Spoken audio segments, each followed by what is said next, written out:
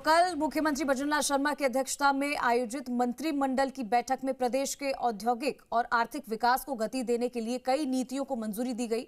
उप मुख्यमंत्री डॉक्टर प्रेमचंद बैरवा एवं विधि एवं विधिक कार्य मंत्री जोगाराम पटेल ने पत्रकार वार्ता में बताया कि राज्य में औद्योगिक विकास के लिए अनुकूल वातावरण बनाने, प्रदेश को एक्सपोर्ट हब बनाने, राजस्थान एमएसएमई नीति समेत कई नीतियों को मंजूरी भी दी गई।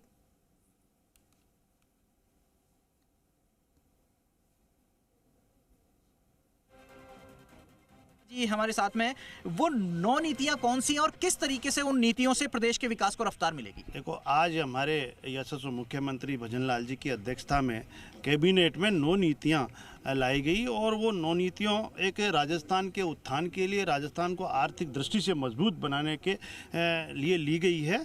इसमें राजस्थान एमएसएमई नीति 2024, राजस्थान निर्यात संवर्धन नीति, राजस्थान एक जिला एक उत्पादन नीति 2024, राजस्थान एवीजीसी एक्सआर नीति 2024, राजस्थान पर्यटन इकाई नीति 2024, राजस्थान खनिज नीति 2024, राजस्थान एमसैंड नीति 2024 और राजस्थान निर्यात प्रोत्साहन नीति। ये 9 नीतियाँ लाकर और आज जो सबसे बड़ा फैसला धर्म मांत्रण को लेकर भी एक नीति लाई गई है। इससे लोग प्रलोभन देकर और उनकी अज्ञानता में उनको धर्म परिवर्तन करा दिया जाता था, उसको लेकर अनेक राज्यों से इसकी समीक्षा की गई है। जो अन्य राज्यों ने नीति बना रखी है उस नीति के को समाहित करते हुए नीति तैयार करी गई है। इसमें अलग अलग कैटेगरीज वाइज सज़ा का प्रावधान किया गया है, जिससे कि किसी को जबरन से कोई धर्म परिवर्तन नहीं करा सके। और हमारे SC ST के लोगों के लिए भी एक बहुत अच्छा फैसला लैंड कन्वर्जन के लिए लिया गया है कि कोई SC ST का व्यक्ति अगर ज़मीन को कन्वर्जन कराता है तो उसको बहुत सरलीकरण कर दिया गया है, उसका आर्थिक भार भी कम कर दिया गया है कि वो जिला लेवल तक वो नहीं जा सके और एक तहसीलदार को पावर दिया गया कि वो अपनी भूमि को कन्वर्जन करा के और उसमें अपना उद्योग धंधा हो या कोई होटल जो भी है वो बना सके, वो कर सके। इसके लिए मैं पूरी कैबिनेट को बहुत बहुत धन्यवाद देना चाहूँगा। आप तो खुद आरक्षित समाज से, दलित समाज से आते हैं, तो उस समाज की पीड़ा समझ सकते हैं कि कितना सुधार आएगा, लेकिन इसके साथ उनकी जमीन की रक्षा की भी सरकार पर दायित्व बढ़ जाएगा। निश्चित रूप से देखो, ये SC ST के लिए जो आज ये नीति लाएगी है, निश्चित रूप से हमारे SC ST के लोगों को इसका फायदा मिलेगा और जिस तरह से उनको आर्थिक भार का सामना करना पड़ेगा उसमें उनको राहत मिलेगी। हमारे साथ है मंत्री जोगाराम पटेल, उनसे बात करते हैं। जोगाराम जी, धर्मांतरण को लेकर के कानून लाए, क्या सोच के साथ में और क्या प्रावधान के साथ? राजस्थान प्रदेश में अन्य प्रदेशों की तरह जबरदस्ती धर्मांतरण नहीं हो, कानून व्यवस्था बनी रहे, सभी धर्मों में सामंजस्य बना रहे और सभी धर्म वाले अपने अपने संवैधानिक अधिकार के तहत उसकी पालना करते रहे।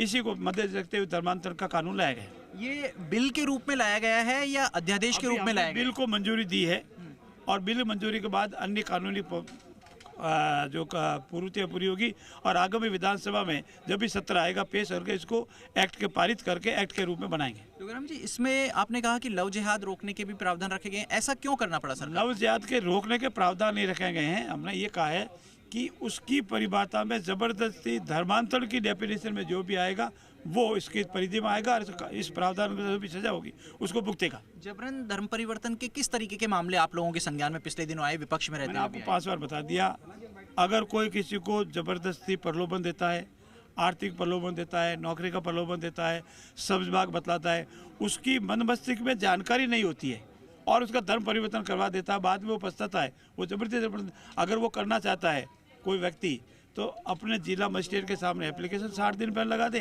जिला मजिस्ट्रेट उसकी स्वतंत्र मन से कर रहा है इसकी जांच कर लेगा और अगर सही है तो वो धर्म परिवर्तन कर सकता है। आपने ये भी कहा कि आर्टिकल 25 धार्मिक स्वतंत्रता का अधिकार देता है, तो क्या धर्म परिवर्तन करने के प्रावधान भी? जबरदस्ती परिवर्तन करने का रोकने का प्रावधान है। और धर्म परिवर्तन कोई करना चाहे तो स्वेच्छा से करना चाहे तो मैंने प्रक्रिया बताई, उसमें कर सकता है। उसमें क्या करना होगा उसको? 60 दिन पहले संबंधित जिला मजिस्ट्रेट के समक्ष एप्लीकेशन देने की मैं मेरा धर्म परिवर्तन करना चाहता हूँ।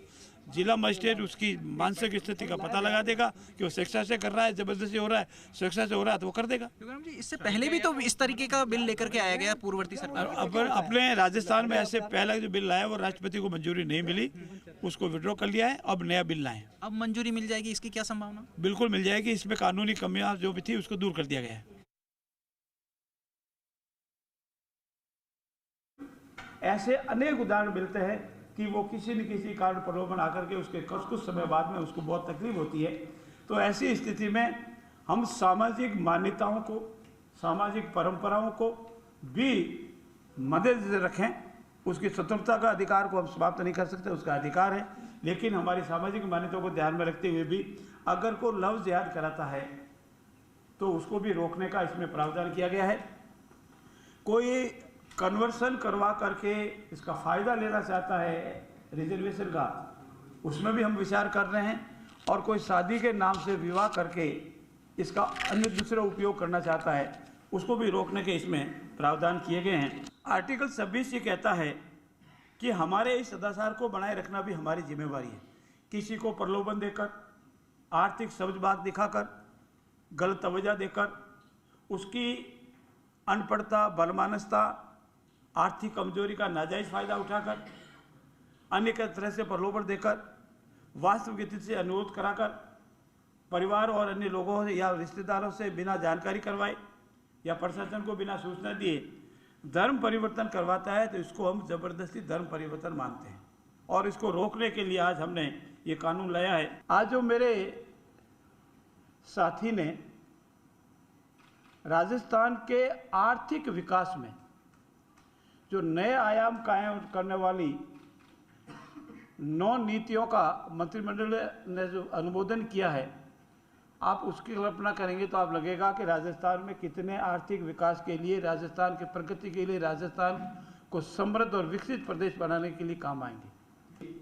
खनिज नीति 2024 लाई है और एक आपकी मार्फत रोज हर क्षेत्र में विवाद आता है कि बजरी माफिया पनप गए, बजरी टाइम पे नहीं मिल रही है, बजरी के कारण लॉ एंड ऑर्डर में भी असर पड़ता है।